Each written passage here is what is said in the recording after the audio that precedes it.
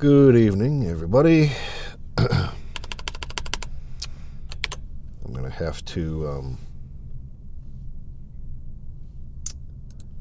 grab some more footage, but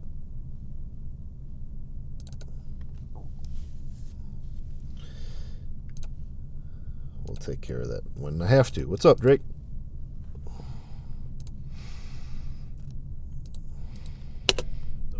That ends chapter 1, and we come back to the present day. So this whole chapter 1 was a flashback.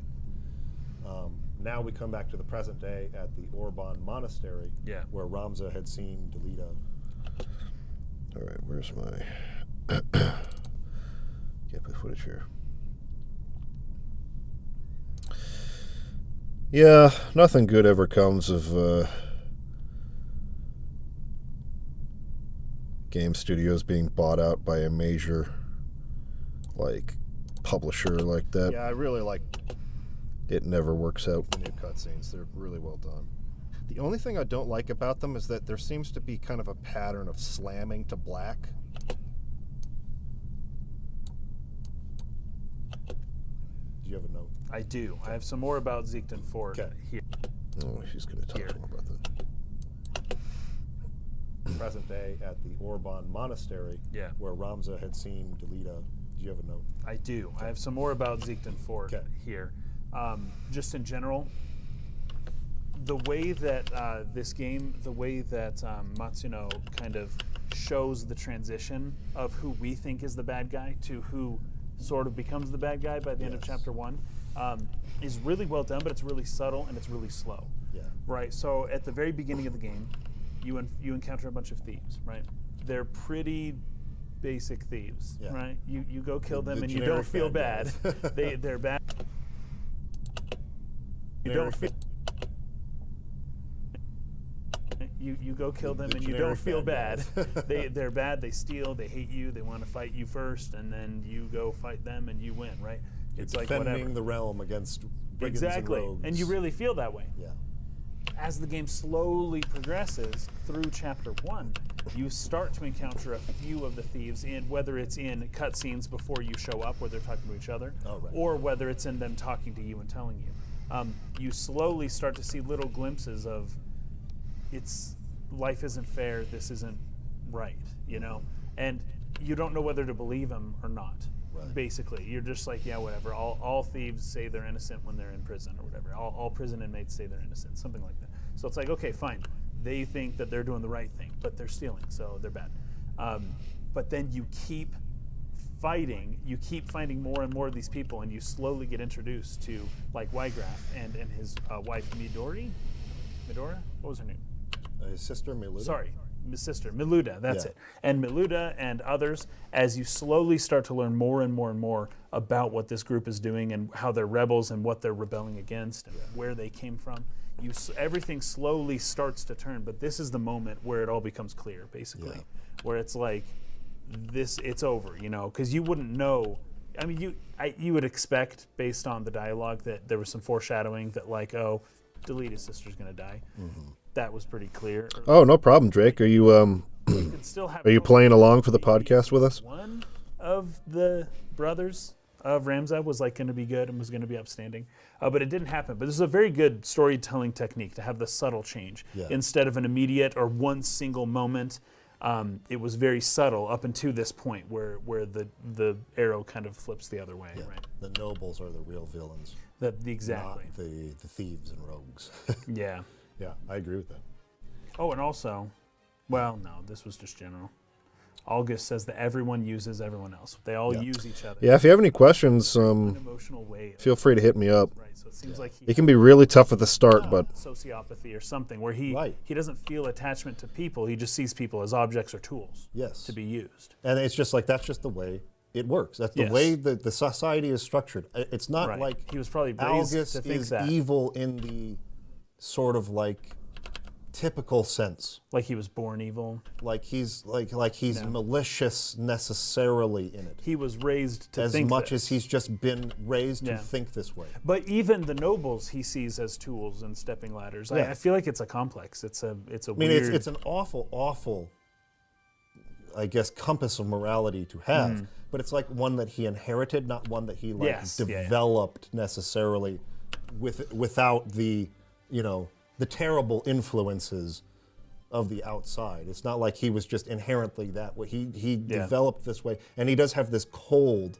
sort of like way of talking about it that's just like that really kind of strikes me almost like the line in Xenogears, "This is reality, let's go," right? Yes, it's like sure, this sure. is just how it is. Like, stop fighting against It's reality. fate. Yeah. Now, that's not the truth, but it feels like the truth to those stuck in the system who can't do anything to change it, which he is one of. Yes. Algus can't do anything That's to change true. this.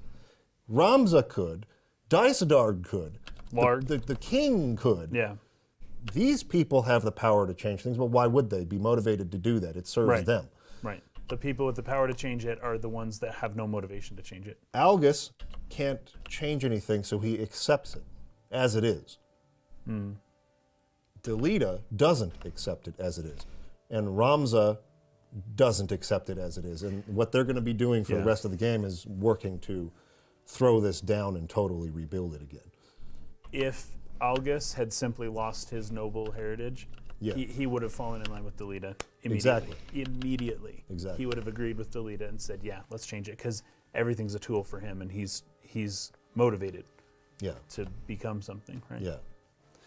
So, anyways, that ends chapter 1. Yeah. As the opening act of the story, this was all about setting up all these things we're talking about. How broken the system is, how conniving and self-serving and evil the nobility has become, Yeah. how power-hungry and corrupt they are, the fact that everyone who suffers from these choices they make to go to war for 50 years are not the nobility. They don't suffer any of the consequences of Nope, that. they never It's do. just the people who do.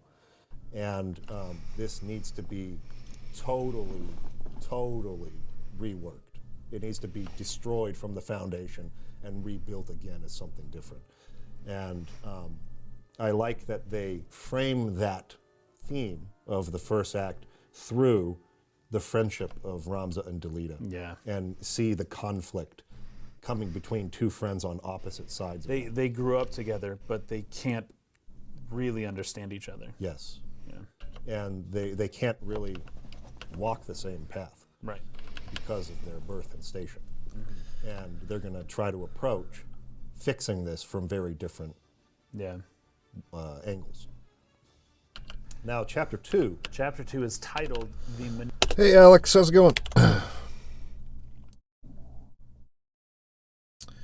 Oh, not much. Just trying to get through as much of this as possible. This is going to be a long podcast.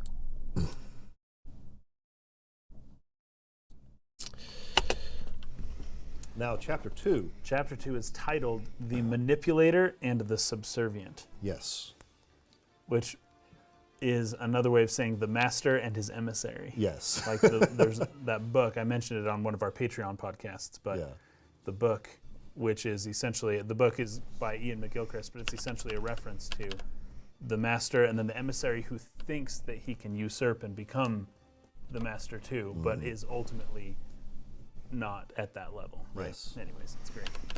So this chapter expands on some of those themes brought up in the first chapter, but really starts to bring in the role of the Church of Glabados into Yes, this. a lot. A lot. And the legend of the Zodiac Braves and the Auracite, the 12 Auracite, which are aligned with each of the Zodiac signs, the 12 stones that were used by the Zodiac Braves, and the attempt of the Church of Glabados to use even the nobility who are now vying for the crown for them to take power over Yes. Ivalice.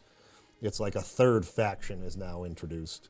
Yeah, it's almost like as the nobles lose their power, the church will gain in its Yes. power, right? Because everyone's looking for something to be involved in and associated with.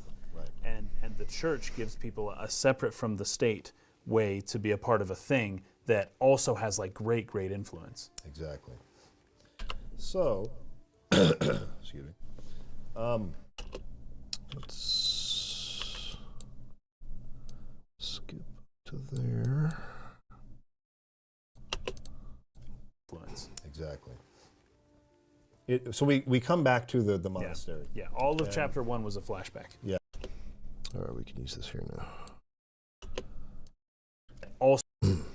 Also has like great influence. Exactly. So we come back to the monastery. Yeah, all of chapter 1 was.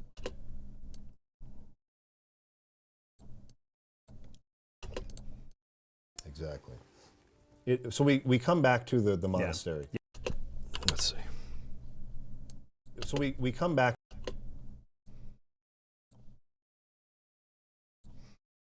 Start right there.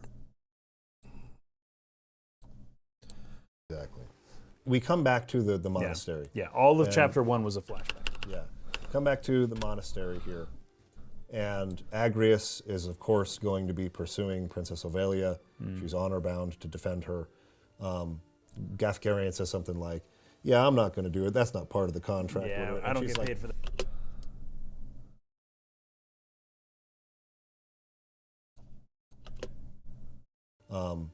Gafgarian says something like, yeah, I'm not going to do it. That's not part of the contract. Yeah. Oops, it's coming sooner. Is, of course, going to be pursuing Princess Ovelia. She's honor bound to defend her. Gafgarian says something like, yeah, I'm not going to do it. That's not part of the contract. Yeah, And I don't she's get like, paid for that. I wouldn't ask for you to come even if you offered to. Like, I don't want you around. Go away. I don't like you. Yeah. But Ramza is adamant, like, please let me go. Yes. Because he wants to find out what happened to Delita. And Gafgarian knows this, right? Yeah. Because Gafgarian's like, wait, did you know that boy? And we won't say who it was. Yeah. But Gafgarian's like, all right, I'm coming too. Yeah. Because we must. Let's see, I'm going to make a cut there. Yeah, I'm not going to do it. That's not part of the contract. Yeah. I don't know, Alex. I guess I'll have to figure that out. Because I'm going to start really prepping for Thursday's podcast tomorrow, where I'm going to go through all the scenes in Chapter 3 and Chapter 4 and take my notes. So it'll depend on how many notes I take for those. We wanted to try and shoot them both on the same day. So unless they're going to be as long as this one, that isn't going to be possible because we recorded for nearly 3 hours on this one. Hopefully it's more like an hour and a half each episode. That's what I'm hoping will happen, but we'll see. I don't She's get like, paid for that. I wouldn't ask for you to come even if you offered to. Like, I don't want you around. Go away. I don't like you. And All right, let's get to the part where Ramza first to come along.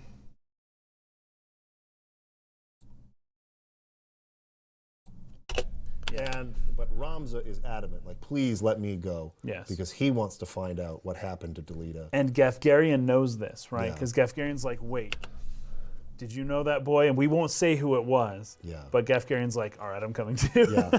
Because we must have told him this story elsewhere, right? He knows about Delita. And so as soon as he kind of can, must have told him this story elsewhere, right? He knows, wait, did you know that boy? And we won't say who it was. Yeah. But Gafgarian's like, all right, I'm coming too. Yeah.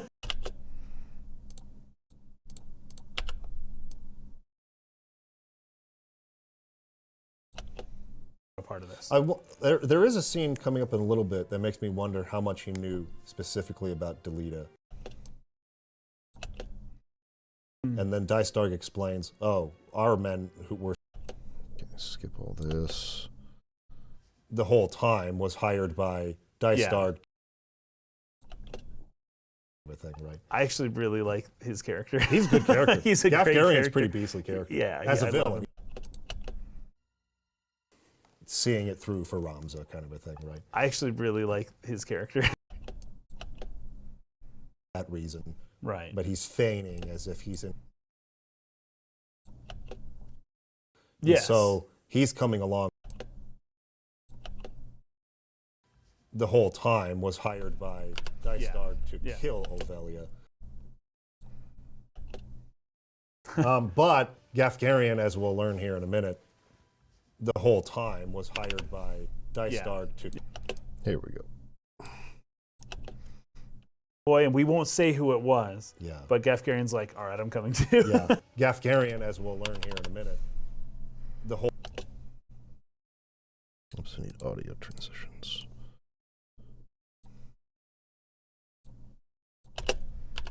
Yeah. Gafgarian. Yeah. Gafgarian, as we'll learn.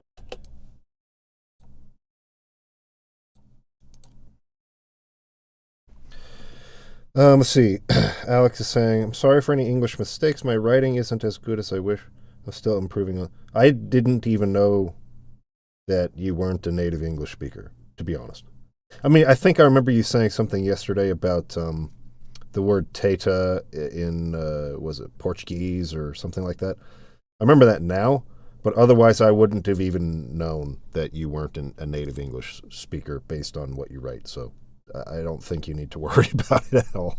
But Gafgarian's like, all right, I'm coming too. Yeah. Gafgarian, as we'll learn here in a minute, the whole time was hired by Dystarg to kill Ovelia. Yes. So he's coming along for that reason. Right. But he's feigning as if he's interested in seeing it through for Ramza, kind of a thing, right? I actually really like his character.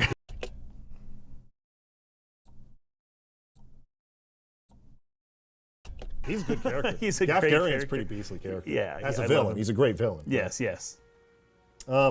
So the next battle. Yeah, man, your English is fine. It's Beginning of perfectly chapter 8, good. Making a deal with the clergy. Okay, now I gotta go start recording footage. So this is gonna take a little bit. But I'm just gonna try and grab all the cutscenes from chapter 2 in one video.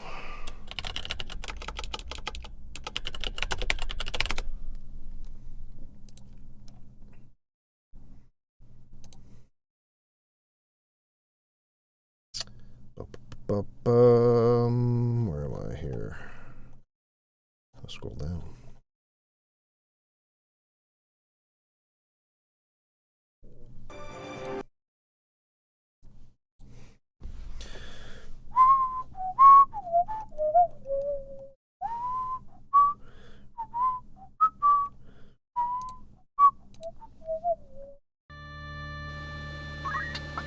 Okay. Ooh-doo-doo-doo.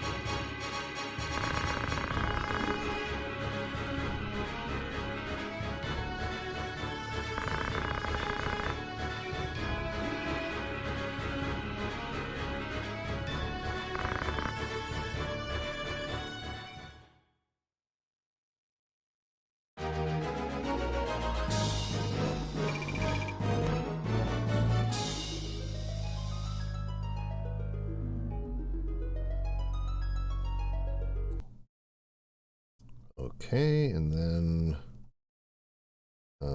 skip that one, go straight here.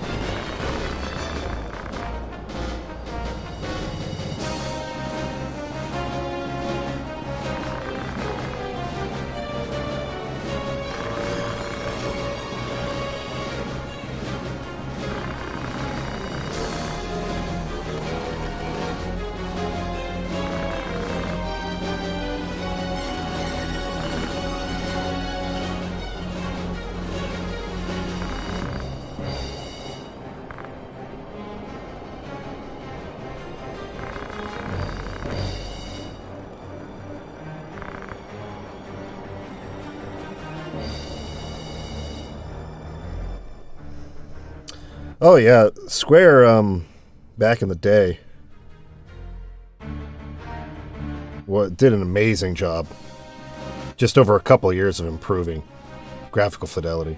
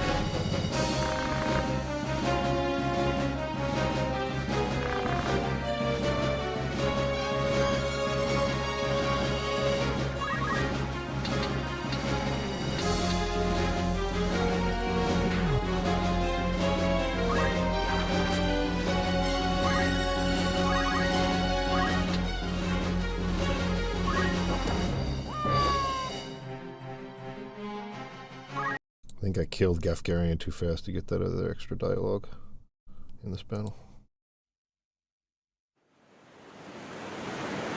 Let the princess with me.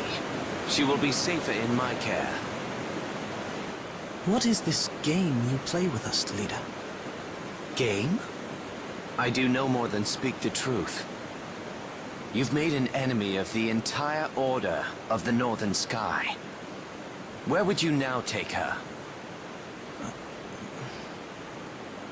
Think, Ramza.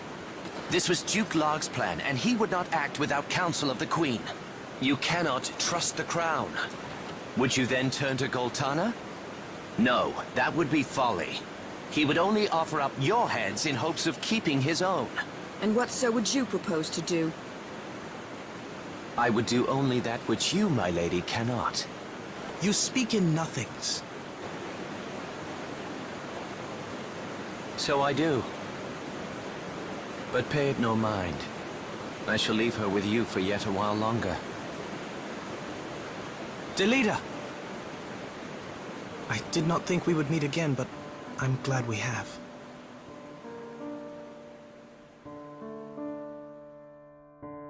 It was Tetra.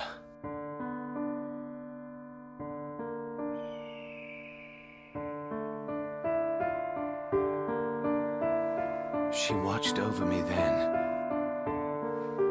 as she does now.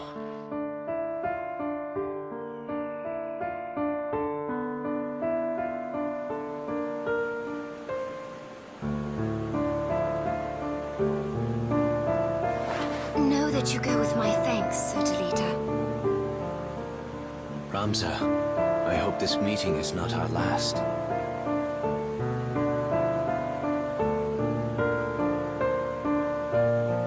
I owe you my thanks as well. But he's right. The northern sky will not be long in falling on us now.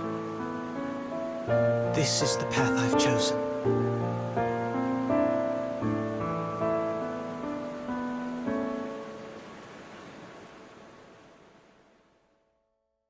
Yeah, this whole scene at the waterfalls is amazing. Oh, there's more.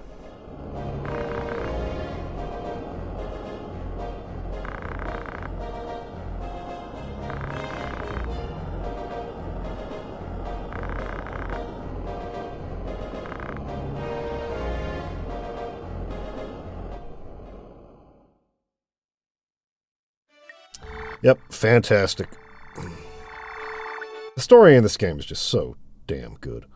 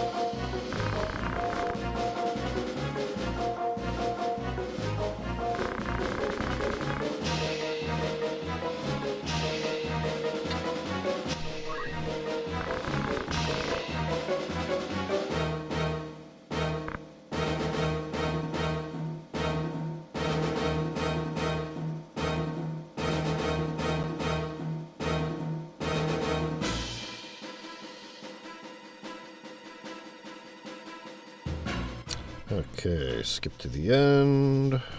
Here it is.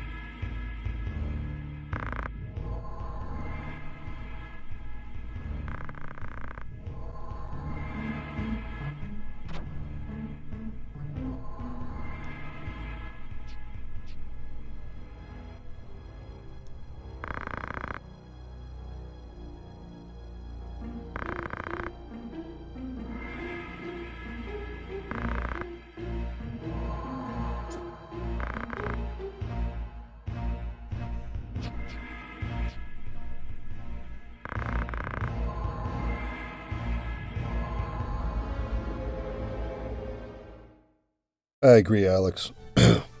It's like it was made for me. This is my jam. This is my genre in every way.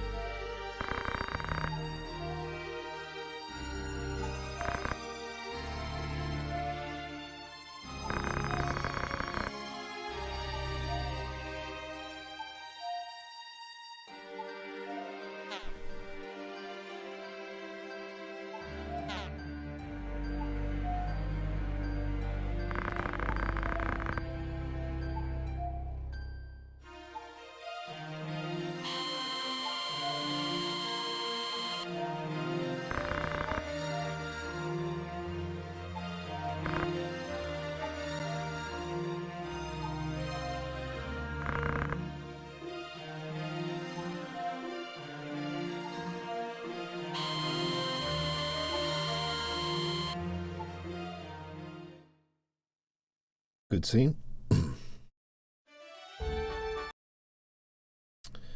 Let's see. Just the very beginning of this one is all I really need. Actually, at the end as well. This one's short. This one is short.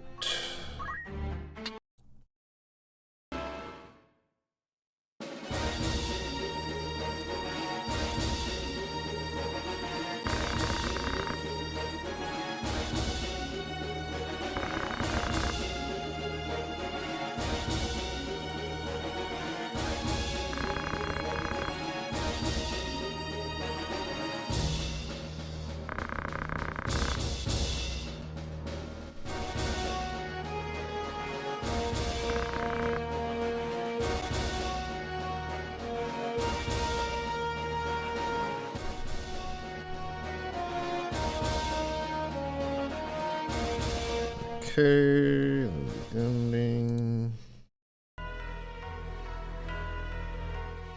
Oh wait, oh, the dialogue at the end of this part first.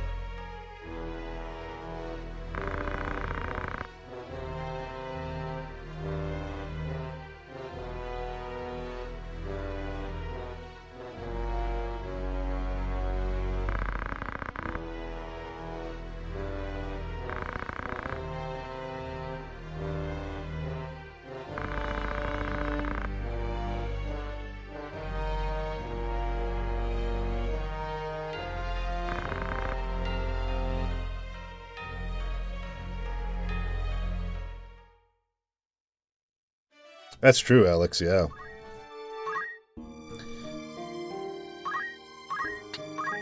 But also just a foreshadowing of the disappointment with, even just with, what's his name? Fetch me. The Cardinal coming up. I actually don't have that video uploaded here, so I'm going to have to get it from somewhere else.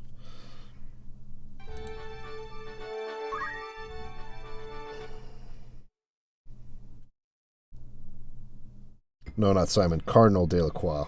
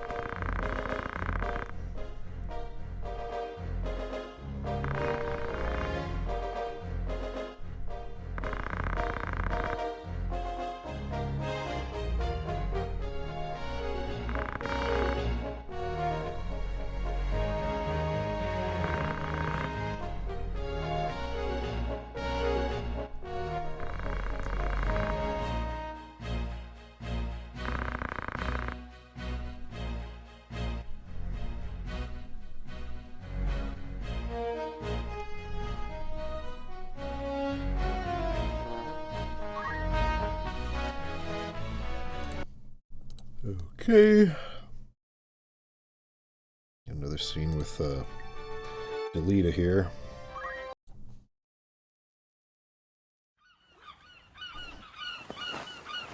Cogs and gulls. No hint of Lionel's griffins.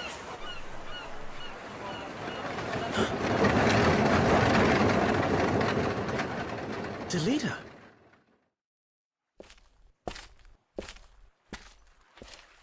What brings you to Argelus? We have ears in many places. Few things escape our hearing. Our? I say this for your sake, Ramza. Return to Igros. Delve no deeper into matters of royal maidens, or those of sacred stones. What have these ears of yours been telling you? You think to save a princess from a burning tower. In truth, you would but set her on a higher floor. There is only one person who can truly save her. And that is what I mean to do. Just what do you imply? It's simple, really.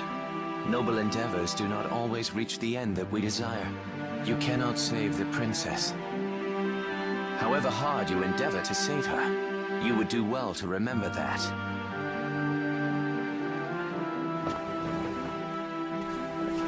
What then is your end in all of this, Delita? I fear I do not know. The Dukes Larg and Goltana, your brothers and all the rest. They are all of them swept up in a mighty current. A current they cannot see or feel. I simply swim against it.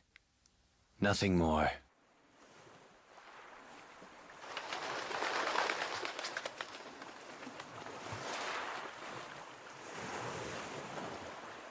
We'll meet again, I should hope.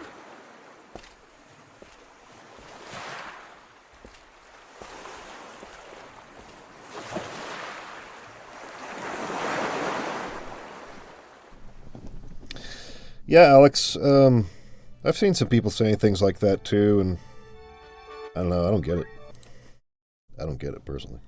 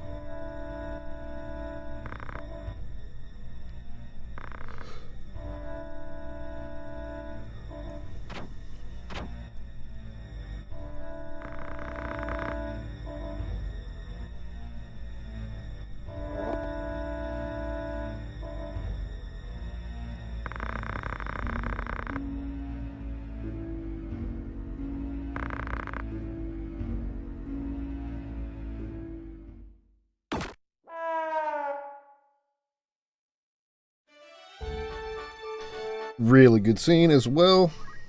Every freaking scene of this game is amazing. This is when you get Agrius back.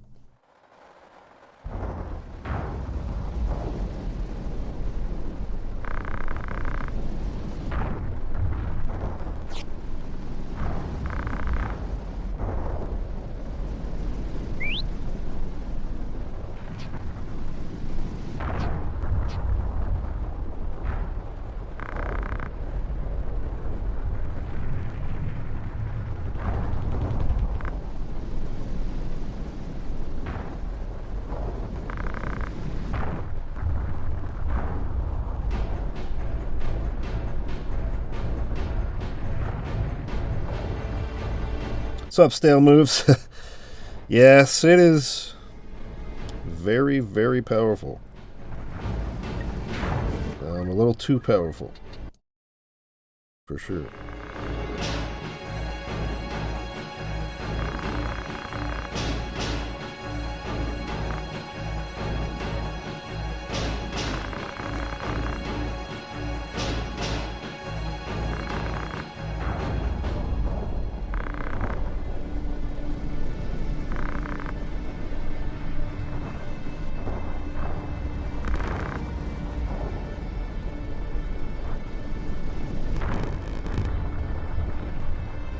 Okie doke.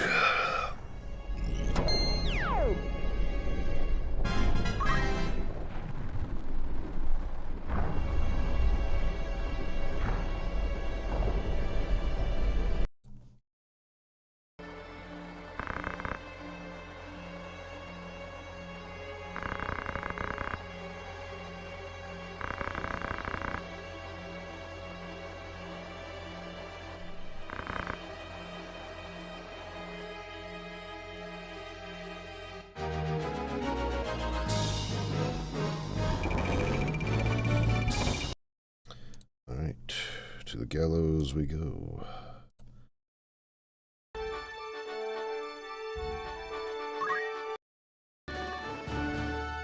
Me too. This game does dialogue so perfectly.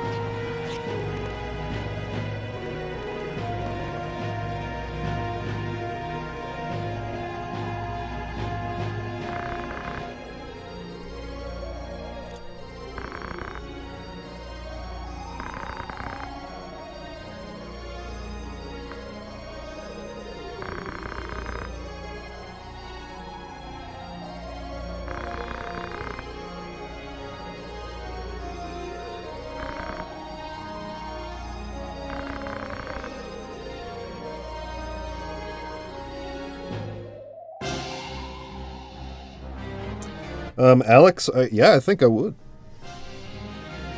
I suppose there's probably a debate to be had with...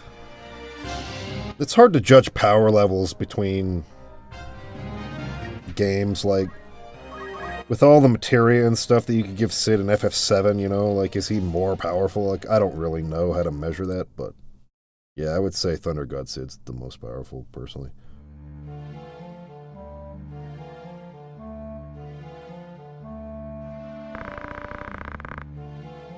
Wait a minute, I think there was some dialogue before this, wasn't there? No dialogue? No dialogue when you kill Gefgarian? He's still alive there, isn't he? Did I kill him first? I think I killed him pretty quick. And then he just runs away.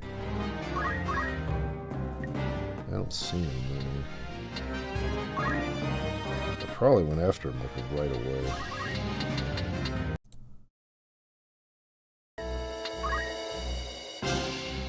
He's not around at this point. I must have killed him in the first turn. Hold on, did I just kill him like right away?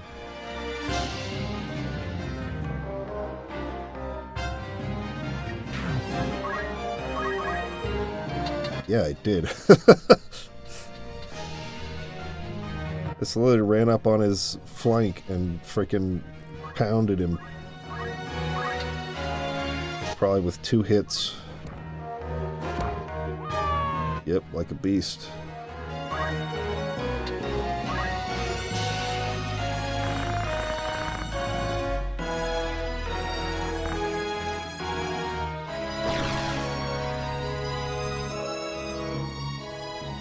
Yeah, that's what I wanted to see. I'll go to this part. Yeah, the monk ninjas are absolutely deadly.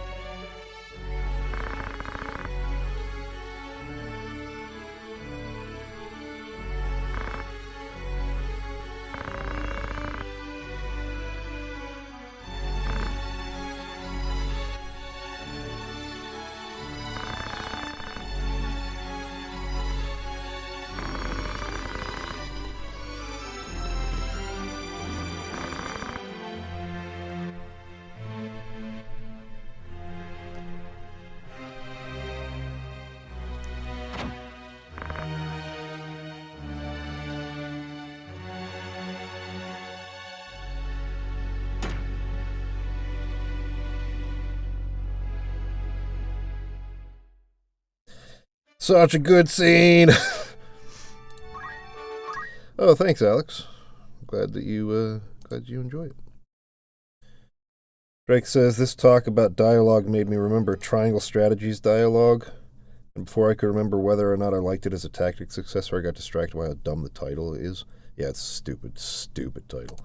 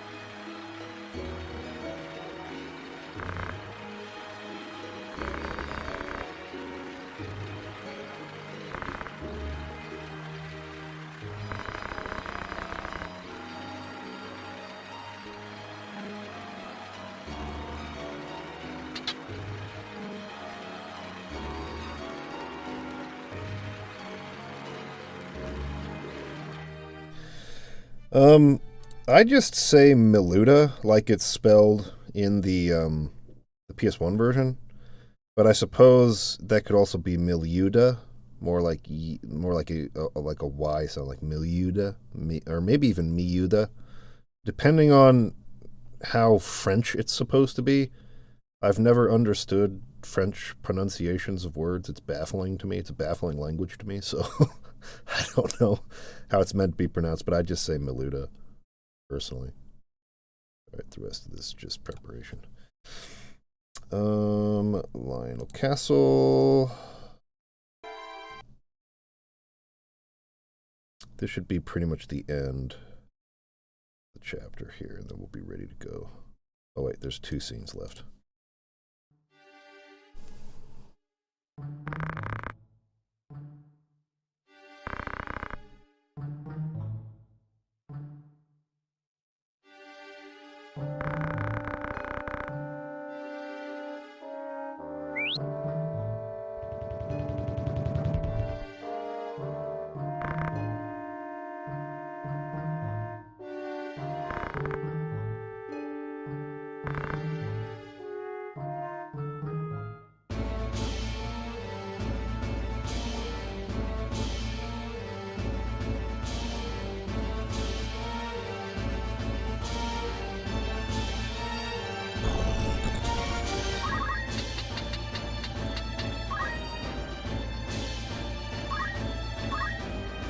Started watching the battle. What am I doing? Get to the cutscenes. Actually, wait. Whenever I kill him, he's going to be... Oh, it's probably right here. Maybe not. Sure, I kill him pretty quick, though. And then he's going to say something. There it is.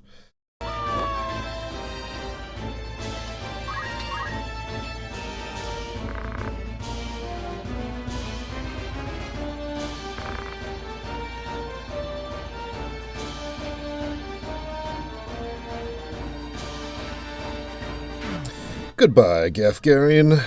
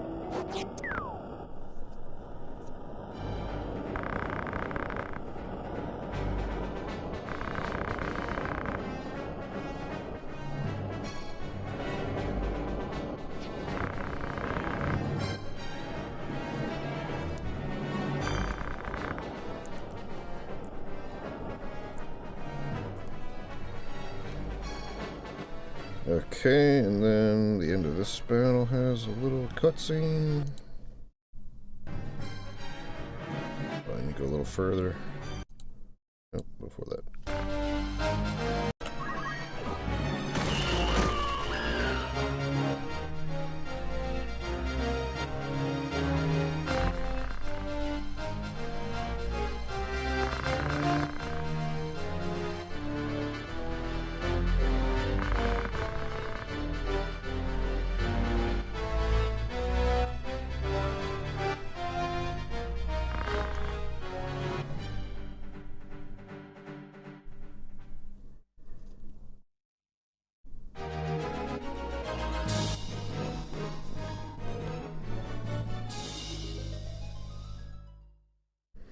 Alright, now we're coming up to the end.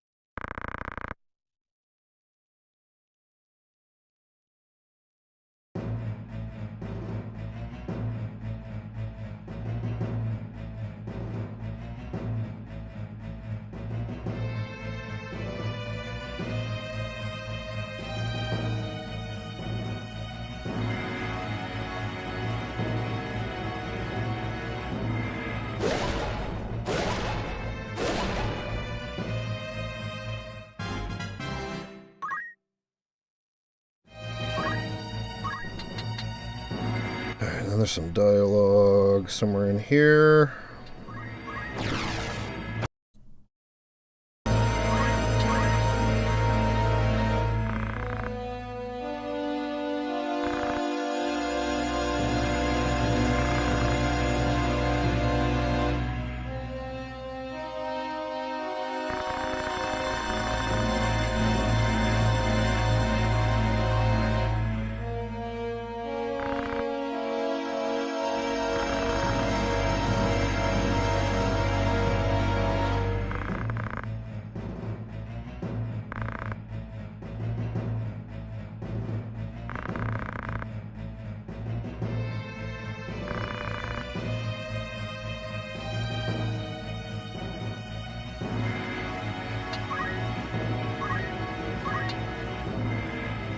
Kill him pretty quickly after that.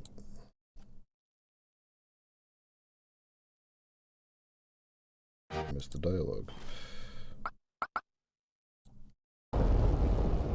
Come on.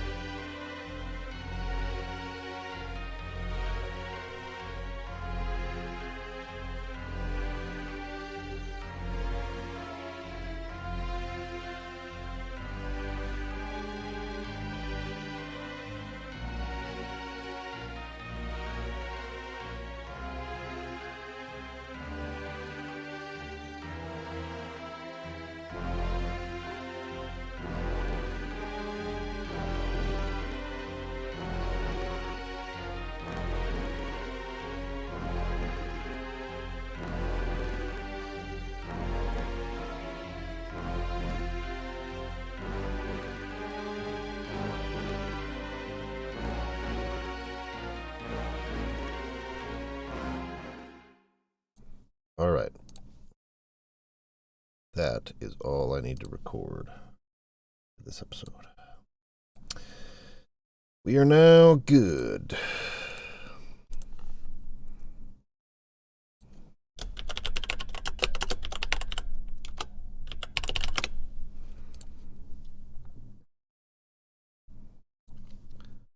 this into here.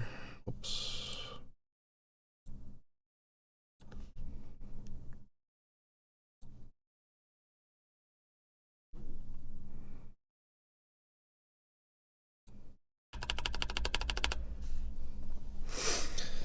That generate a peak file.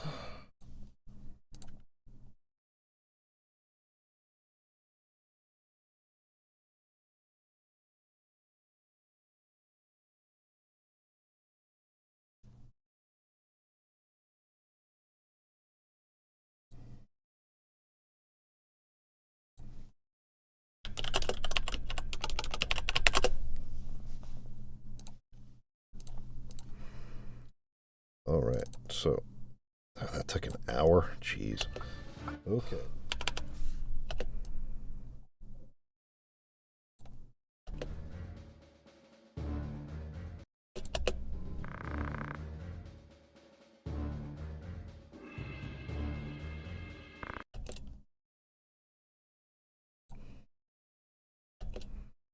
So they're starting to introduce the Church of They call him a Glabados. knight. In Oh, they call him a PS1, knight? he's just said knight. Now, we find out who he is later. Maybe but he is a knight. I can't remember. He's got a purple cape. And If he's got capes, then they're knights. Yeah, is basically I'm the deal. pretty sure he's... In Dorter, and at the beginning of it, there's a thief who's making a deal with a clergyman. So they're starting to introduce the Church of They call him a Glabados. knight. In Oh, they call him a PS1, knight? he's just said knight. Now, we find out who he is later. Maybe but he is a knight. I can't remember. He's got a purple cape. And If he's got capes, then they're knights. Yeah, is basically the deal. Pretty sure he's a knight, yes. But in any case, he's doing a deal because I don't know what faction of knights he would come from. I don't know if he's Northern Sky. That's what I wrote here. I'm or like, if he's a mercenary, maybe. This is so strange. No, he is... Pretty sure he's a knight, yes. But in any case, he's doing a deal because I don't know. He's doing a deal.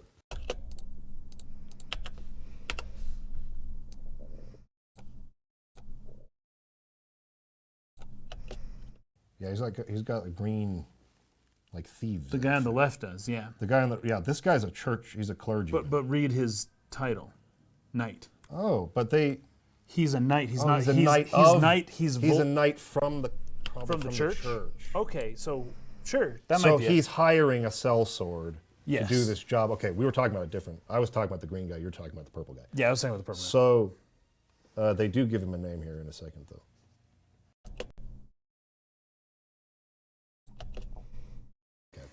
Okay, so that's who it is, but we don't know that yet. So Yeah, so this is Fulmarv, from the Church of Glabados.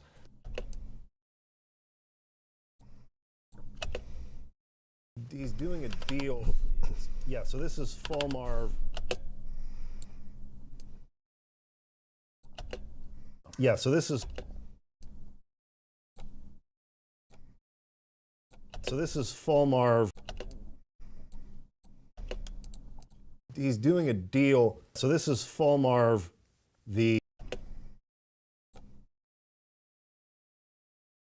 deal. So this is Fulmarv, from the Church of Glabados, hiring a sellsword to kill us as we're approaching. yeah, And he offers. and we don't know who he is though, and we don't know why he's doing it. Yes. This is the strangest thing because I wrote this. Strange. We're simply following Delita, who you would assume was more or less acting alone in this, stealing the princess and doing all that, but we come upon an ambush, which means he's working with other people.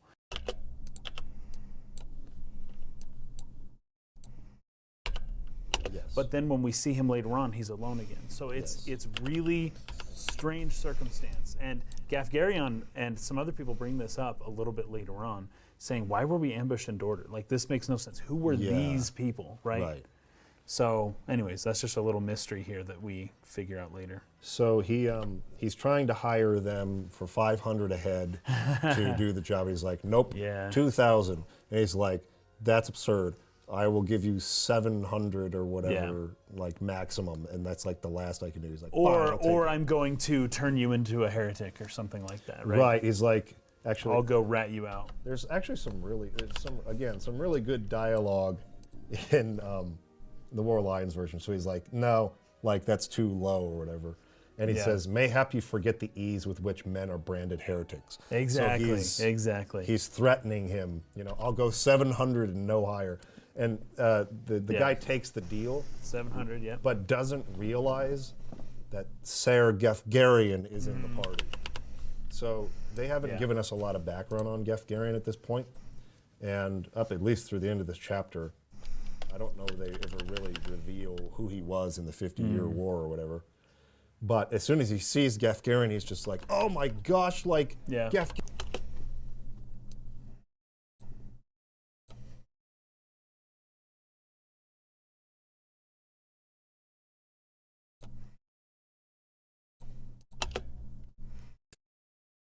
The 50-year war or whatever. But as soon as he sees Gefgarian, he's just like, oh my gosh, like, Yeah. Gefgarian's with them? There's no way this is Yes. worth 700. I know. He's like, I should have charged more.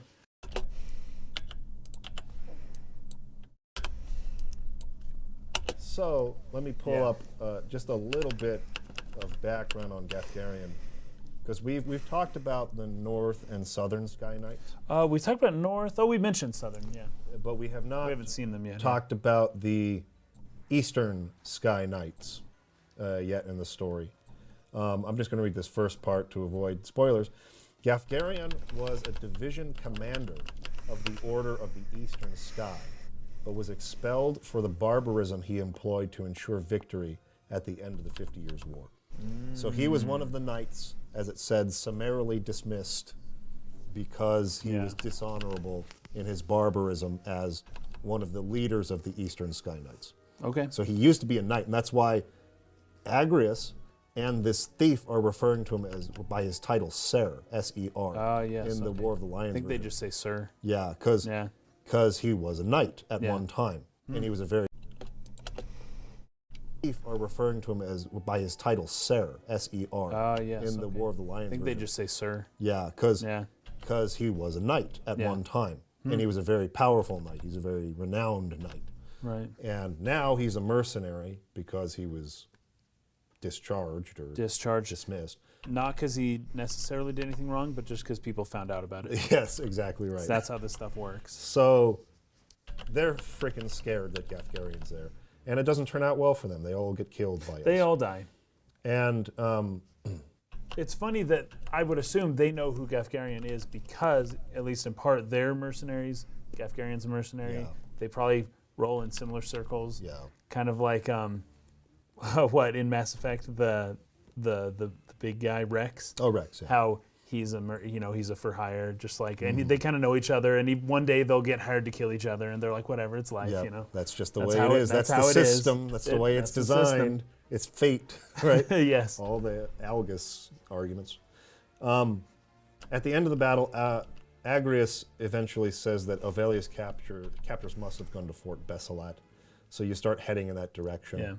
Yeah. There's one battle in between where it's a battle in the woods against some monsters. It's totally non-consequential to the story. You can rescue a chocobo in this battle. Oh yeah. The chocobo is named Boko, which is Bart's chocobo from Final Fantasy V. It's a callback to that. Nice. So, anyways, you can recruit that chocobo into your party. He's a character you can recruit. There are a number of characters you can recruit in this game that are references to older Final Fantasy games. And I think what chocobos do is in battle you can hop onto it and ride it, and it extends your movement Yeah. for that character.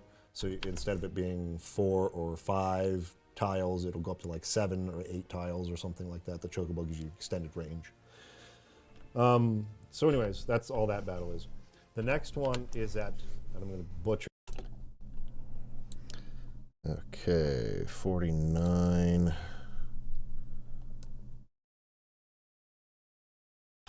49.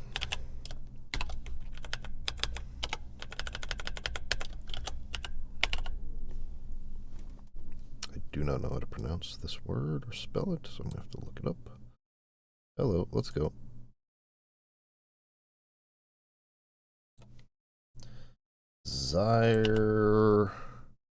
Zyrkel Falls.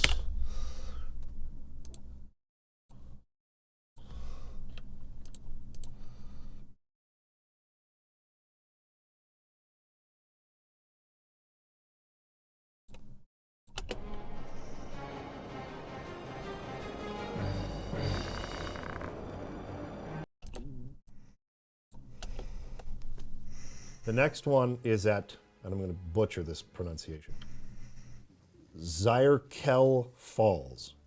Zierkel Falls, something like that. Sure. Delita is caught on a bridge, surrounded on either side by knights who have come for the princess. And I really love princess.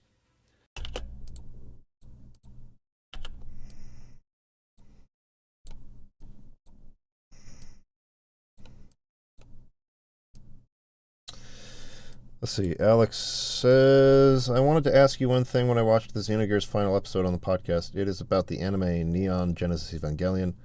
You didn't mention it there, but are you aware of how many similarities there are between EVA and Xenogears? Yes, I have seen Evangelion at one time or another. According to the creators of Xenogears, they were not inspired by Neon Genesis Evangelion, but both creators of both properties were inspired by similar stuff.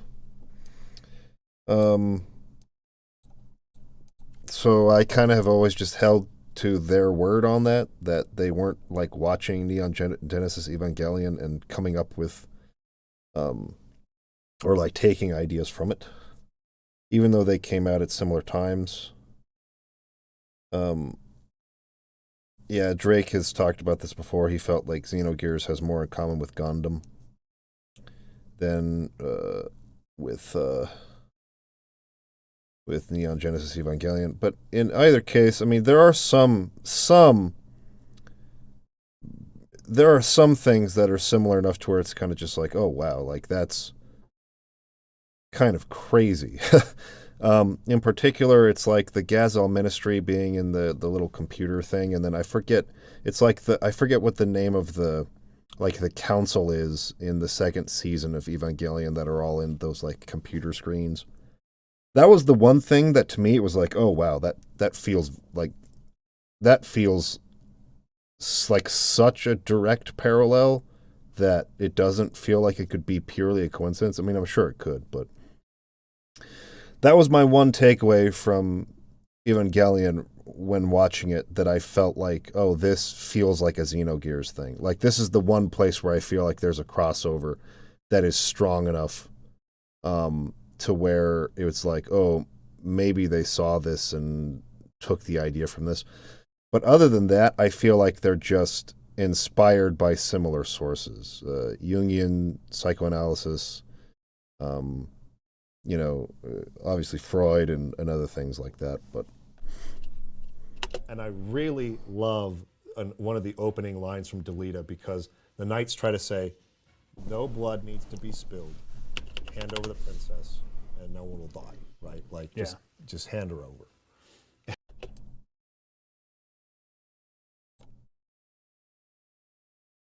And Delita's line is, do you so enjoy the taste of lies? I really, really like that line. Well, you know what's funny? I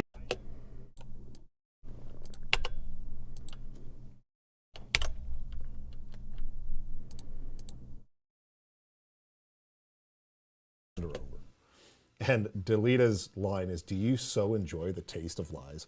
I really, really like that line. Well, you know what's funny? I took note. I took note of that same one here. Yeah. What does he say in the PS1 version? I took note of that same one here. Yeah. What does he say in the PS1 version? Did you copy the quote, or just did you? I don't think I copied the quote. Okay. I just said, I love how the next scene we see of Delita is the Hokuten. So the last thing we saw of Delita was the Hokuten killing his sister, right? Yes. That was the last time we had seen him, really. Yeah. Now, the first time we see him again, it's the Hokuten telling him they'll spare his life if he only gives them the princess, right? Yeah. Yeah, that's kind of the, what do you call it? That's kind of the whole, like, Gnostic reference, or the Gnostic theme being worked into it, right? The idea of returning back into the to becoming one with the monad again, becoming one with God. You know, the idea of theosis, right? So I think that they were just inspired very much by similar sources, more than being inspired by one another or one from the other, you know, He that doesn't kind of believe thing. them at all. In fact, it probably reminds him of his sister and makes him even more upset. I think that's very realistic. Because the same people who just broke their promise and now they're making you some other promise that they won't kill you after they killed your sister based on after the same type of promise. It's like mocking. It's just laughing at him. You can tell where his mind is at, where it's like, that does nothing for me. Yeah. You don't promise me that I know you're going to kill me. Don't even say, like, let's go to the next stage in the deal, right? Because that's not happening. Right. So he says, do you... By the way, the Japanese is zeirekire. Zeirekire. So this would be so Zirekile Falls. Zirekile Falls. Zirekile. Ile. So it's Zirekile Zirekile. Falls. That's such a hard word to pronounce. That's difficult. Anyways, Yes. Dielita says, do you so enjoy the taste of lies? Your orders are to see the princess dead. And once I've watched you feed the falls her blood, I'm to believe you'd let me live a witness to your crime? Right. So Dielita's not having it, right? No. He also knows, now you brought up the fact that they're Hakoten knights, but Yeah. in the first battle in Orborn Monastery, Agrias identified them as Southern Sky Knights. She identified them as Goltana's Oh, men. that's right. That's right. Wait. So this is Interesting. where this was Interesting. kind of Yeah, yeah. confusing for me. And I don't think either script does the best job at explaining this. Yeah. But the War of the Lions is a little bit better. Well, I'm So we'll sure. rely on I that. would But it's still probably a say- little hard to like get a beat on what Dielita is saying when he reveals what's actually happening here. Yeah. So, anyways, we arrive. Gafgarian is told by the knights. Yeah.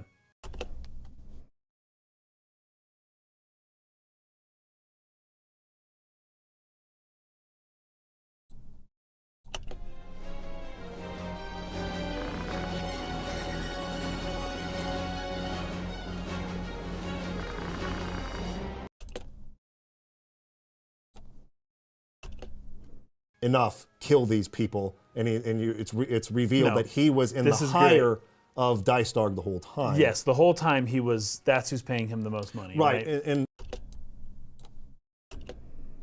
That's who's paying him the most money, right, right? and So he's got all these little mercenaries paying him the most money, right, right? and So he's got all these little mercenary jobs, but the big money is coming from there. right? directly from Dice Dog because For it's one like thing, yeah. his mercenary group or whatever was hired by the Hokoten or the Northern Sky Knights Mm-hmm.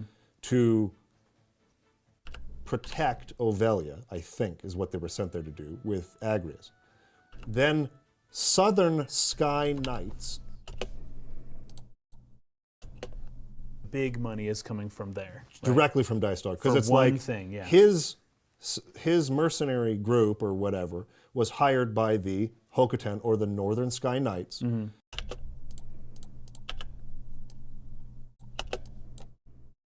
Then Southern Sky Knights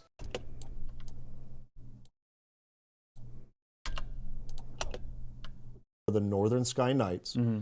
Then Southern Sky Knights appear Mm-hmm. and say, hand her over to us, as if Goltana is coming to kidnap the princess, right? Mm-hmm. So both sides are making a show of their attempts to preserve the princess, while the other side is trying to kill the princess. Yes, they're both saying that. So, okay, I'm just going to describe what actually happened here. Those Southern Sky Knights are not Southern Sky Knights. I didn't think They're so. Northern Sky Knights disguised as Southern Sky I Knights. didn't know they were that, though. That's to interesting. kill Ovelia and blame it on Goltana. Are you sure? Yes. Okay, So okay. this is how it is revealed. Huh. Gafgarian steps forward and says the princess is an obstacle.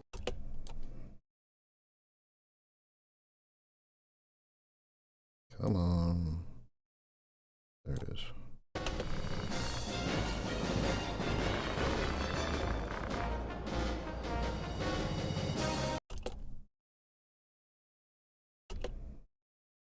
and says the princess is an obstacle to the throne.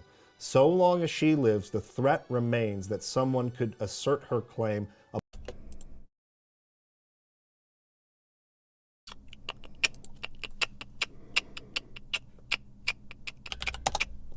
above Prince Orinus's. 2 heirs are,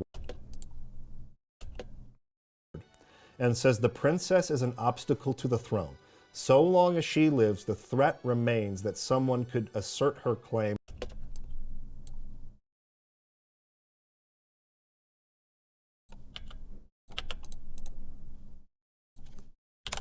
as long as she lives, the threat remains that someone could assert her claim above Prince Orinus's. 2 heirs are one too many. Now, the reason that Ovelia has a claim to the throne at all is because she is King Ondoria III, the dead king. She is his half-sister. She was King Denamda IV's last daughter, very young. Big age difference between Ondoria, who was like 35 when he died, and Ovelia at this time, who's like 15. So there's a big age difference between them. Now, King Ondoria's first 2 sons were assassinated by the Council of Elders secretly. It was said that they died of malady, but they were actually poisoned. Right. Yeah, This is that's the revealed a likelihood, little bit later by the Cardinal and Fulmarv to Princess Ovelia when they talk to her in the dungeon later. We'll get to that scene in a minute. But they were assassinated.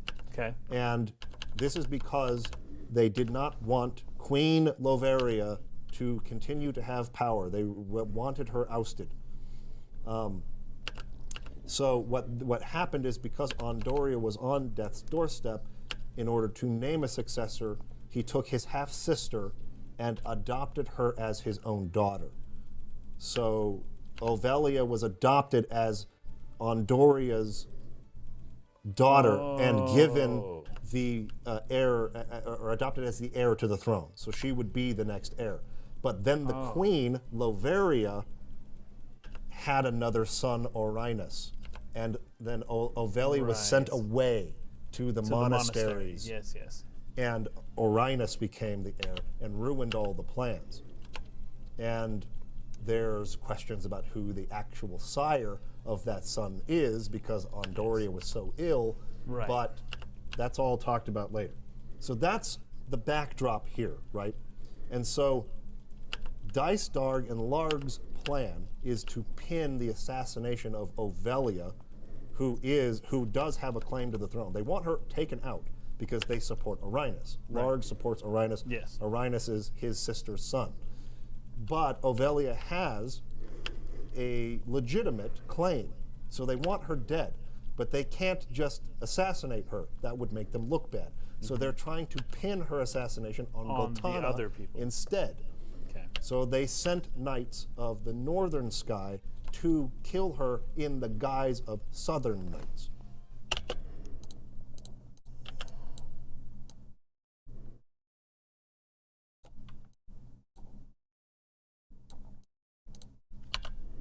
In the PS1 version of this, Delita says, "Since you're going to die, I'll let you help me.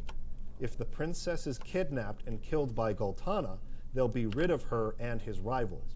I'm sure that's how Prince Larg wrote the scenario." No, Dice Darg probably wrote it. That's Don't you from agree, Delita, not Ramza? from the princess. Yes, Delita is saying this. Okay, yes. Suppose I should find that scene real quick.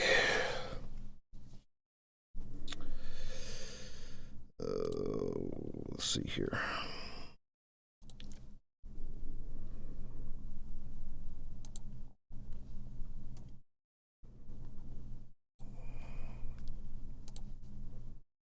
Actually, I don't know if I played that far. Oh, I didn't play that far. Okay, never mind. And it's confusing who he's talking to.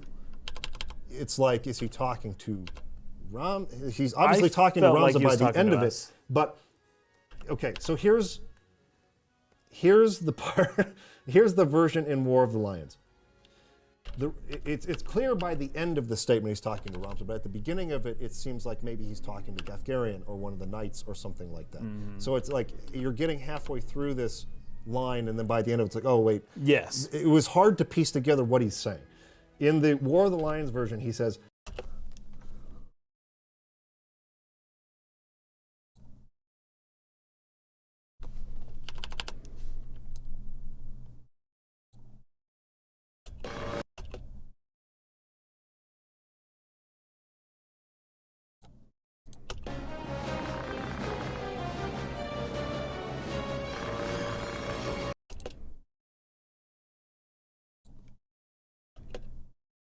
if her death is certain, then let it least not be in vain.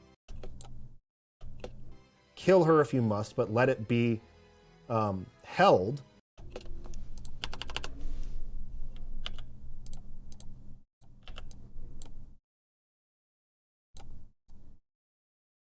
Let it be held. She was taken by Goltana's. Let it be held. She was taken by Goltana's men. Do that, and the stroke that fells a problem princess at once brings down a rival lion. This is where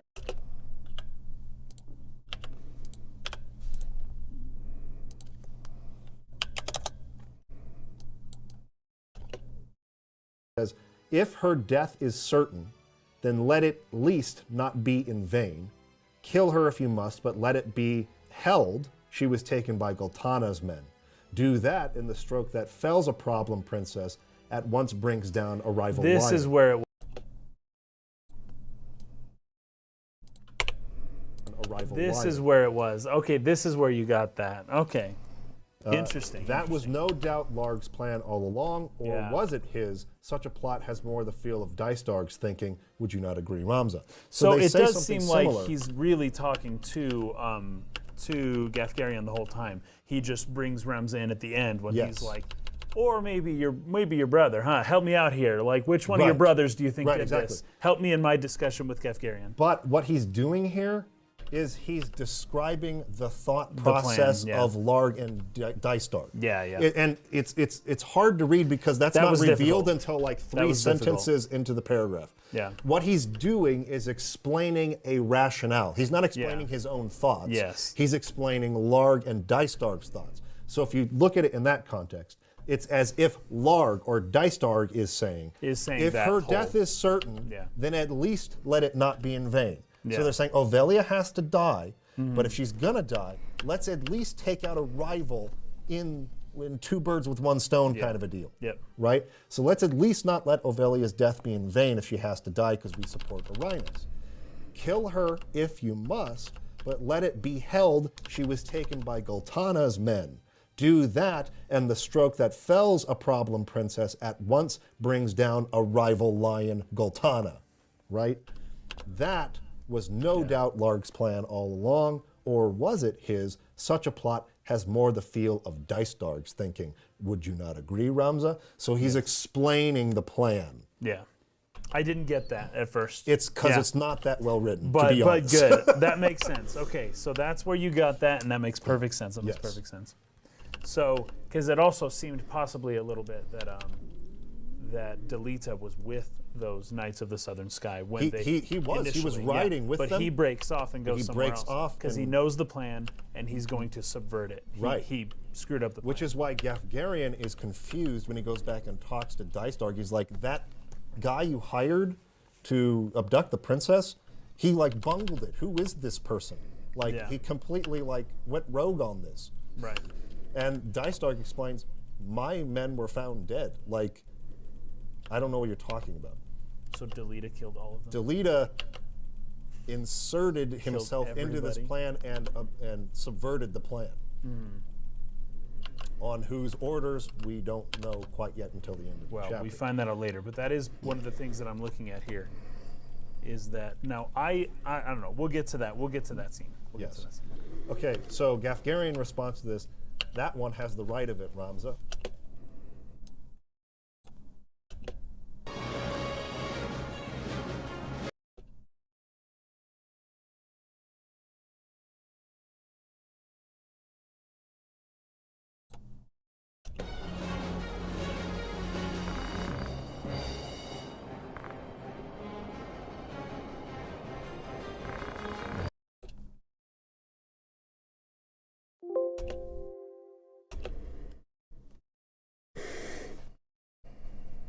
that one has the right of it, Ramza. Come, let us earn our pay, right? Well- He's right. Dystarg's the one who set this up. So let's go. Let's earn Who our says pay. that? One who set this up.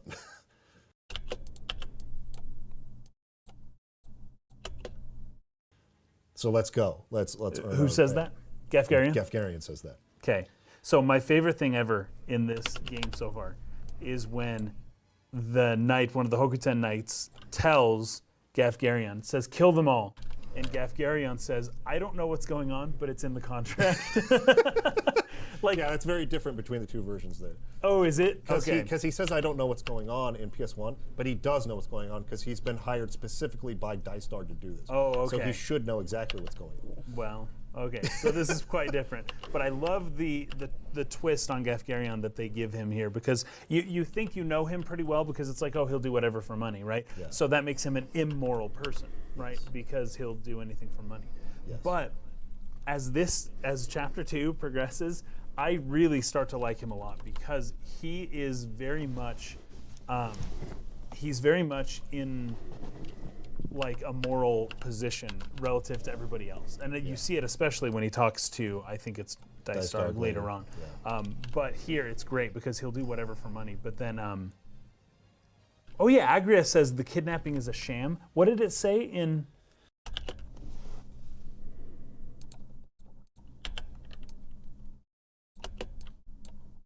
Yeah, because it's a sham because what they really wanted was to kill her, not to Yeah. kidnap her. Sham. What did it say in? Yeah, because What the hell? What did it say in? Yeah, because it's a sham because what they really wanted was to kill her, not to Yeah. kidnap her, right? It's like, oh, so this was a farce because she doesn't understand what's happening. Because that line might give more information also.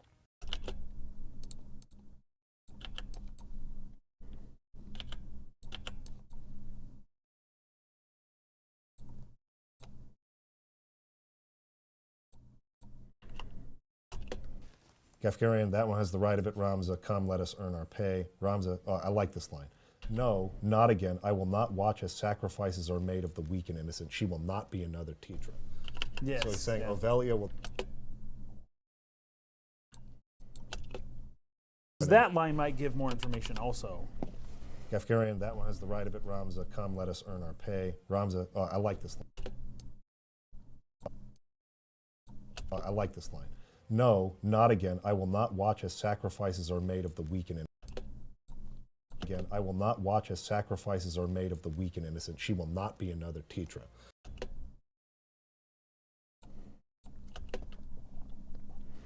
Gafgarian, that one has the right of it. Ramza, come, let us earn our pay. Ramza, oh, I like this line. No, not again. I will not watch as sacrifices are made of the weak and innocent. She will not be another Tetra. Yes. So he's saying yeah. Ovelia will not be, and I like that you We're not brought that killing up at the her. beginning. Delita not trusting the knights, remembering back to Fort Zeekden, Right. what happened to his sister. Ramza it's as like well. they're about to do that to Ovelia. Yeah. He's not going to let them do that. Ramza's not going to let them do that to They, another yeah. another Tetra, right? They I like both that. learned their lesson. I think it's up though.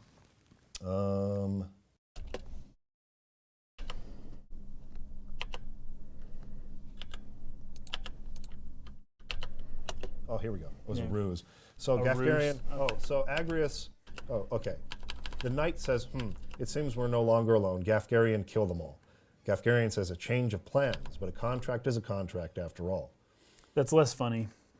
Yeah, because like I don't know what's going on is funnier, It's funny. but here, and it spoke but it's more. not. It spoke more to his moral it's not character. accurate to his knowledge of the situation, because he Yeah. knows what's happening. He's directly in contact with Dystar.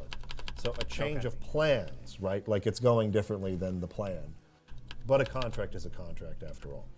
And then Agrias says, you would betray us now? And he says, betray you? You have a viper's tongue, milady. I betray no one. I am in the order's employ. They, meaning the knights here, are of that order, right? My task was to see the princess safely abducted, and theirs is to see the one responsible silenced. And she says, you mean to say the kidnapping was a ruse? And Gafgarian says, the princess is an obstacle to the throne. Yeah. And we already read that part. So I was wondering if the kidnapping is a sham line gave more direct info as to how this was all a setup, you know? Yeah. Okay. So let me see. So then are we gonna, what do you got next? So we just after the battle was over, right? Okay, well during the 'Cause battle, you fight Gafgarion. there's a great exchange between Gafgarion and Delita that I think is really revealing. Yeah. So at first it's funny because Gafgarion's like, nobody would do this without getting paid. So he's basically saying, Delita, who's paying you to do this, right? And Delita's like, nobody, I'm just working alone. And Gafgarion's like, yeah, freaking right, nobody does this stuff without getting paid. Who's paying you? And it starts out funny because it's like, Gafgarion, you always think everyone's getting paid. But he starts to make some really good points. Like, you're going to great lengths, there's weird stuff going on, someone's behind you. Yeah. And he finally gets Delita. And Gafgarion says, hey, I'm looking to get money, but someone's in my way. Who is it? It's not just you. And so he says, who's in my way? And Delita says, I won't tell you. Yep. And so that's almost basically an admission. Yep. So it starts out as Gafgarion being silly, and it turns into he's got a really good point. Why would Delita, why is any of this happening? What's the real reason? And Delita's not alone here, and he more or less admits that. Like, I'm not alone. Yep, that's true. So Gafgarion can get to the heart of the issue. Right. And then I like this too, the princess, this is at the very end, but the princess asks Delita, are you an ally or an enemy? Yeah. And Delita says, I'm a human. I'm a person, right? Meaning that, like, you can't trust anybody. Right. I'm just a person. I don't know. Yep. Take that for what you will. He has a very jaded and cold sort of like temperament with her throughout the game. Yeah. It's like he's not trying to coddle her or like be sympathetic to her feelings. No, but there's there's one scene. I can't remember if it's chapter 3 or not. Maybe it's in chapter 3. This It must be in chapter relationship 3. develops over the course of the game. Yes. But here in the chapter 2 part of Chapter it, 2. like he is so, and there's an entire added scene in the War of the Lions that you don't have. Oh yeah. In the original, there's actually a couple of them, but there's one in particular that I'm At the gonna go waterfall? over at the waterfall. Yeah. Well, after they come back to this waterfall. Oh, later. So there's this one. Oh, interesting. But then like they're leaving from Lionel Castle when Delita goes to Zeekden, or not Zeekden, to Zeltenia, to where Goltana is, right? Yeah. And that whole scene happens. He takes the princess with her. There's a scene while they're traveling on the way, a new battle where Delita is actually playable in that battle, and you defend Ovelia from some Northern Sky Knights that come to assassinate her. And they have some conversations there. I'll go over that in a minute. But Sweet. at the end of the battle, Delita and Ramza, this is another scene that is like a redone scene in the hand-drawn cutscene style from the War of the Lions version. Some really cool like wide shots of the bridge.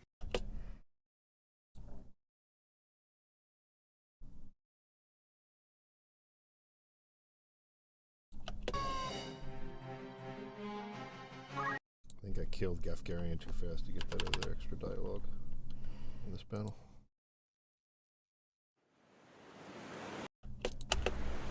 Let the princess with me. She will be safer in my care. What is this game you play with us?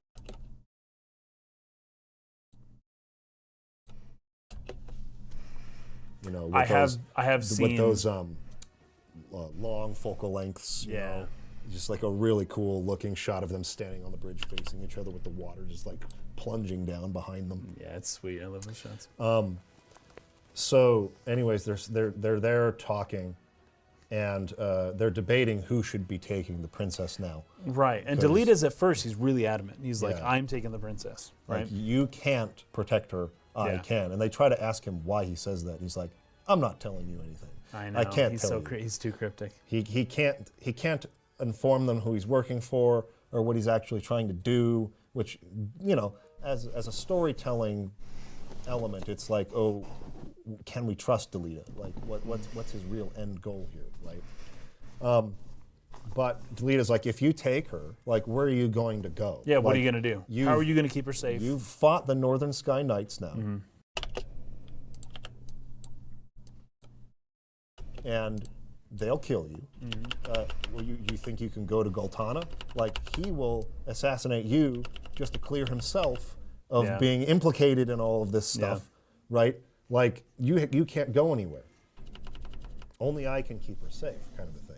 And of course, Agrias isn't going to have that. She's not going to let the princess out Oh, of no, sight. not at all. And he But- very wisely realizes that. She's not going to let the princess Oh, out no, of sight. not at all. And he But- very wisely realizes that. He Yeah. doesn't like kill us over it, you know? Right. But there's a difference in the text because Ramza here is interested in knowing how Delita survived. He's like, Delita, like, how did you get out of there, kind of a thing. Yeah, right? yeah. And Delita says that in the PS1 version, he says that Tata saved him. And that to me, I was like, oh, wait a minute. Was she like barely alive still? And she pushed him off the bridge I thought that too. to escape Yeah. the explosion. I or was like, oh, something? maybe her body got in the way of some shrapnel. Yeah, maybe she was on top of his Yeah. body and like she got stuck with the pieces. Like, what does that mean?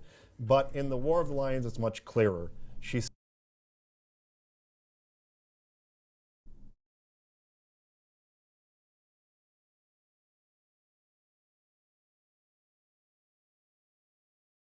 Yeah, it's much clearer in the War of the Lions, and he says it right here. says it was Titra. She watched over me then as she does now. So just her Her spirit. yeah. spirit has watched over me all this time. Right. Right.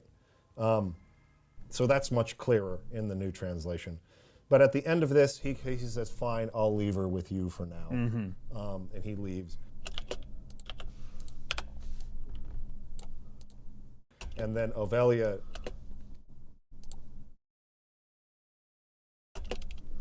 gives the suggestion of going to Cardinal Delacroix or Delacroix. I don't know how this is, if this is a French, it looks French to me.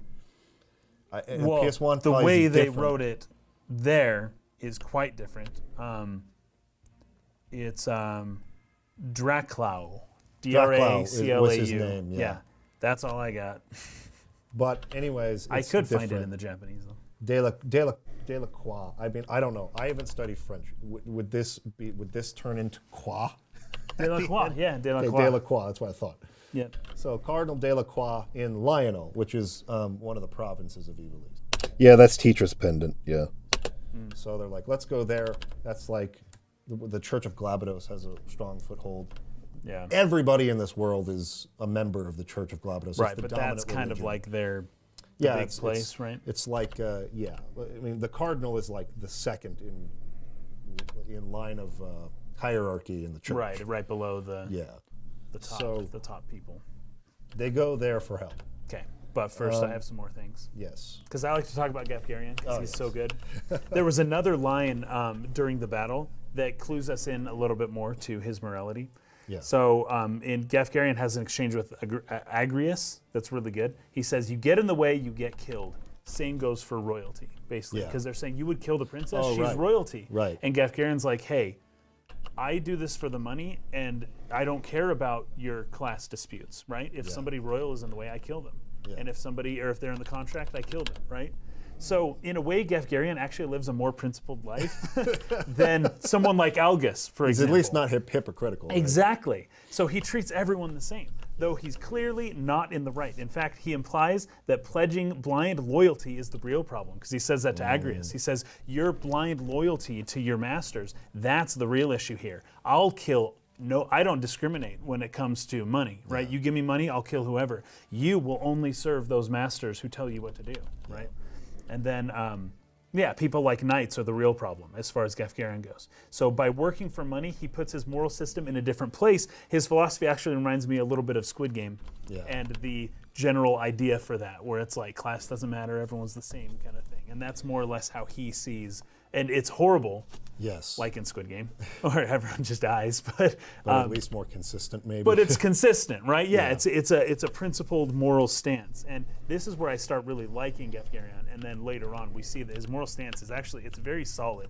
he reminds me a lot of Anton Segura from No Country for Oh, Old Men, sure, yeah. where he's got some screwy moral code that's different from everyone else's, but he sticks to it, Yeah. and it's his moral code, and he will enforce it and do whatever he needs to. Never deviates. There's another line, and I don't know how different this is in the War of the Lions, but while they're on the bridge, Delita says, and this is great because I added this in my notes just now after you said what Algus had said. Right. Algus said, oh, you Ramza are neglecting your responsibility. You are supposed to do what they can't do. Right. Meaning the normal commoners, and you can do it.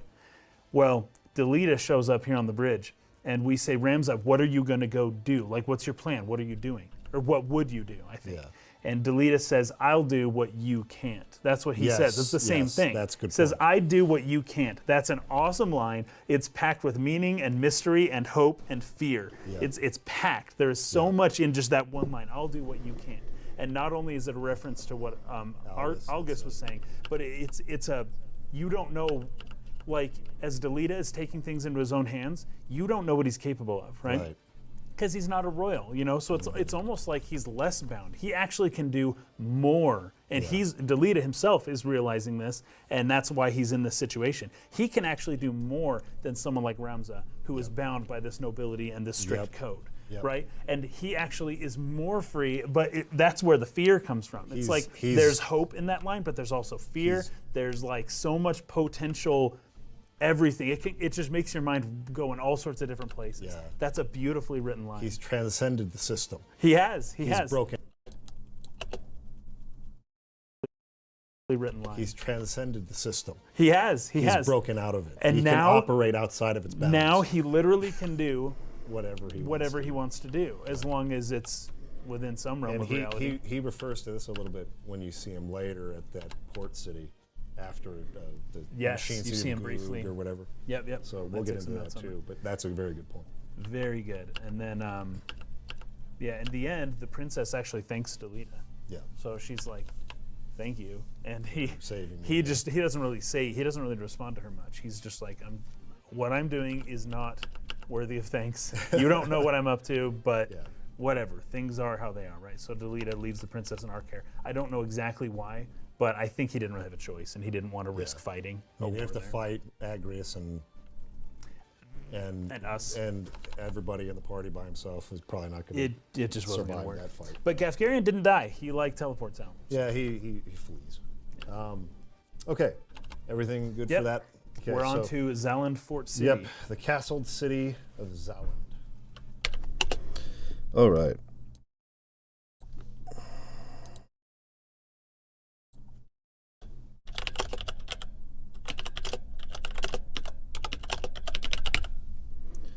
$114.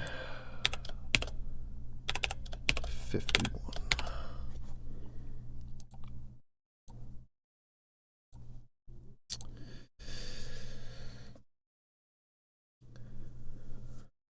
Let's see. Alex saying, thinking about that now at the end of chapter 1, Ramza abandons everything and goes to live his life as a mercenary, right? Maybe Gafgarian is like a hint of what Ramza could become if he keeps trailing that path. Yeah, I think so. Ultimately, Ramza kind of snaps out of that and snaps out of running away, right, from that and sort of not facing it, and he decides to face it head on. And takes on the real problem going on here, right? All this stuff with the government and the politics, that's all a big deal, and Delita ends up kind of handling that side of it. But the real issue here is the Lucavi demons, right? Who are, like, taking over key clergymen and powerful people and, kind of manipulating them into this revival of Saint Ajora. That's the real threat, and that's what Ramza ends up taking on, and sort of Delita takes the government side of things, the Reformation side of things. I think it's a fine interpretation, yeah. Anyway, I'm going to stop there for today. Tomorrow we'll be taking notes on chapters 3 and 4. And getting prepared for the podcast on Thursday when Kaysen will come up and we record. I will get back to editing this probably on Friday and hopefully get it done on Friday so that, because Kaysen's going to edit the next 2 after this. The next week will be preparation for the Hellblade Senua's Sacrifice podcast, which is likely to win. But I also want to really get a start on finishing up the first Final Fantasy retrospective. I really want to make some good progress on that next week, or maybe over the next 2 weeks or something. So, that is something I'll be doing on these streams as well. Unfortunately, it looks like there's not going to be time to really play through Final Fantasy Tactics on stream, just because we really needed to get ahead a couple episodes again, and so we had to condense the time that it would take, for preparation, and so I'm going to have to watch cutscenes instead, but I've played the game several times in the past. I already know how it goes.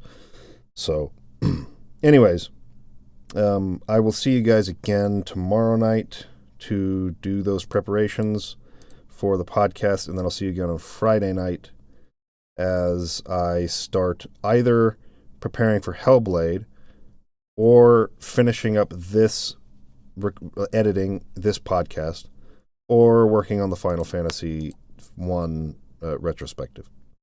So, I'll see you guys again tomorrow. Thank you for joining me. Always appreciate talking to you guys. Helps pass the time for some of these tedious editing podcasts or streams. But I'll talk to you again soon. Peace out.